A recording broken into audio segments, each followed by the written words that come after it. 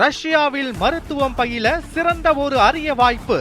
வெளிநாடுகளில் மருத்துவம் பயில சிறந்த முறையில் உதவுகிறது ஏஜே ட்ரஸ்ட் கல்வி குழுமம்.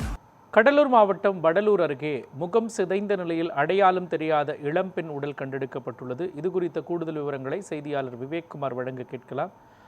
விவேக்குமார், முகம் சிதைந்த நிலையில் இளம்பெண் உடல் கண்டெடுக்கப்பட்டிருக்கின்றது. அந்த பகுதியில் யார் பார்த்தாங்க? இப்போ அந்த உடல் மீட்கப்பட்டிருக்கிறதா? பிரேத பரிசோதனை நடைபெற்று வருகிறதா? என்ன நடந்திருக்கக்கூடிய வாய்ப்பு இருப்பதாக கருதப்படுகிறது? சொல்லுங்க. வணக்கம் மோகன். கடலூர் மாவட்டம் வடலூர் அருகே பாதி உடல் புதைந்த நிலையில முகம் சிதைந்து ஒரு பெண் சடலம் கிடைக்கப்பட்ட சம்பவம் பெரும் அதிர்ச்சி ஏற்படுத்தியிருக்கு. கடலூர் மாவட்டம் வடலூர்ல இருக்கக்கூடிய நெய்வேலி செல்லும் சாலையில பாத்தீங்கன்னா கன்னித்தோப்பு என்ற இடம் உள்ளது. அந்த இடத்துல புறவழிச்சாலை அமைக்கும் பணி நடைபெற்று வருகிறது.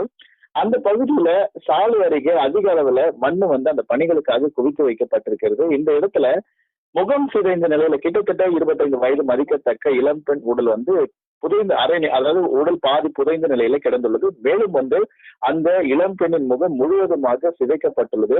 இதனை அடுத்து அந்த பகுதியில இன்று காலை அந்த பகுதி வழியாக சென்ற பொதுமக்கள் உடனடியாக இது குறித்து வடலூர் இருக்கக்கூடிய காவல் நிலையத்திற்கு தகவல் அளித்தனர். தகவல் அளித்த அடிப்படையில உடனடியாக அங்கு வந்த போலீசார் அதுக்கான நடவடிக்கைகளை மேற்கொண்டனர். தொடர்ந்து அந்த முகம் சிதைந்த நிலையில் அந்த முகம் சிதைக்கப்பட்டு அந்த கொலை நடந்து 2 நாட்களுக்கு மேல ஆகியிருக்கலாம் என முதற்கட்ட தகவல் கிடைக்கப்பட்டிருக்குது. மேலும் இது கொலை செய்யப்பட்டாரா அல்லது பாலியல் வன்கொடுமை செய்யப்பட்டு கொல்லப்பட்டாரா என பல்வேறு கோணங்களில் தற்போது வடலூர் போலீசார் விசாரணை மேற்கொண்டு வரக்கூடிய சூழ்நிலையில அந்த பகுதியில வடலூர் பகுதியில ஒரு இளம்பெண் முகம் சிதைக்கப்பட்டு சடலமாக கிடந்த சம்பவம் பெரும் அதிர்ச்சியை ஏற்படுத்தியதை அடுத்து அந்த இடங்கள்ல அதற்கான முதற்கட்ட விசாரணைகளை மாவட்ட காவல் கண்காணிப்பாளர் உத்தரவின் பேர்ல தொடர்ந்து அதுக்கான விசாரணைகள் நடைபெற்று வருகிறது.